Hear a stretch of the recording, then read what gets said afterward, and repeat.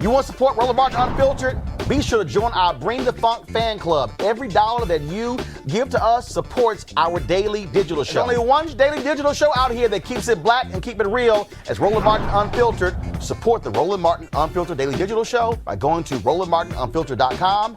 You can make this possible. Protests have been continuing there as well. Now check this here out. Regina Boone shot this photo, and the person who did this artwork is Dustin Klein. This is that actual statue there.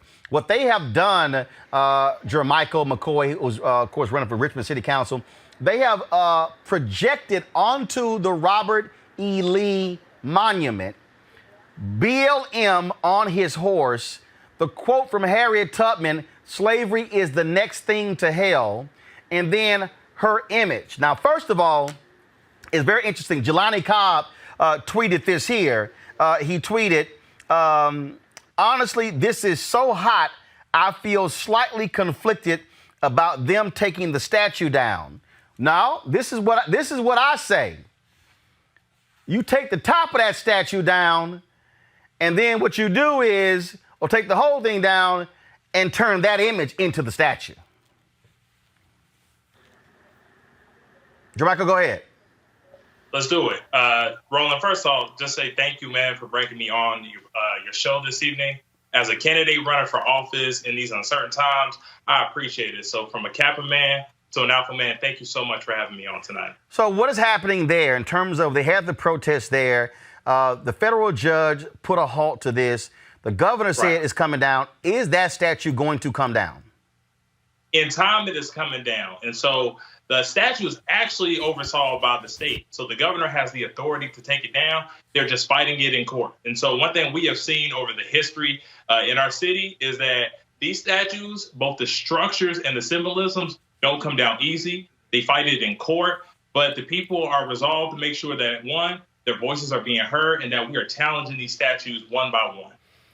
And obviously, look, you got white folks there. Well, they fighting, trying to hold on as much as they can. And then, of course, you got them loving Trump, these MAGA folks. He's like, oh, these beautiful statues. But like I keep saying, if you go to Germany, you are not going to see a single statue to Hitler or to any Nazi anywhere in that country. It's against the law.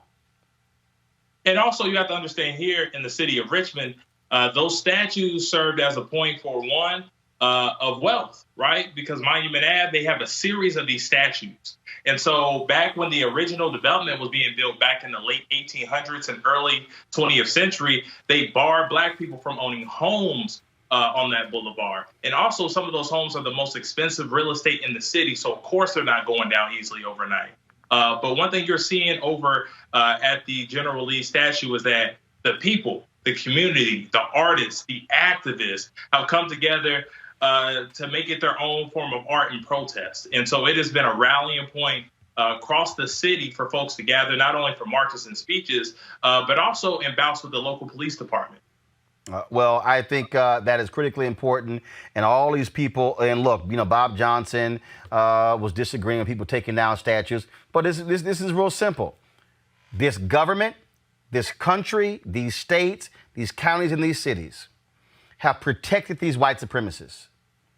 And what I've said is we now are maximizing our power. So it's real simple. Either you take them down or we're going to take them down.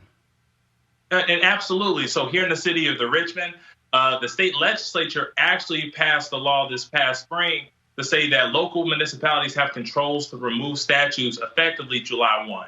And so city council, brothers like Councilman Michael Jones, who's also one of my frat brothers, is actually taking the charge to take these statues down. But Martin, I think one thing is important that we realize is that the statues are the symbols, right? But how do we break down some of these structures that we have here in the city of Richmond? Many of our young people go to schools that are failing, right? 70% of our graduates of high school graduate on time. Access to health in the middle of a global pandemic, many of our residents, our Black residents, are disproportionately affected by this health crisis. And also police reform, right? We spend nearly $100 million in the city of Richmond on police, but people do not feel safe. How are we making sure we are addressing city council to make sure we redress these issues? And that's why I'm running. Well, I say, first of all, it all should come down. So statues and those things as well. Jer'Mykeal McCoy, we appreciate it. Thanks a lot. Thank you. All right, folks, back to our Roland Martin Unfiltered video in just one moment.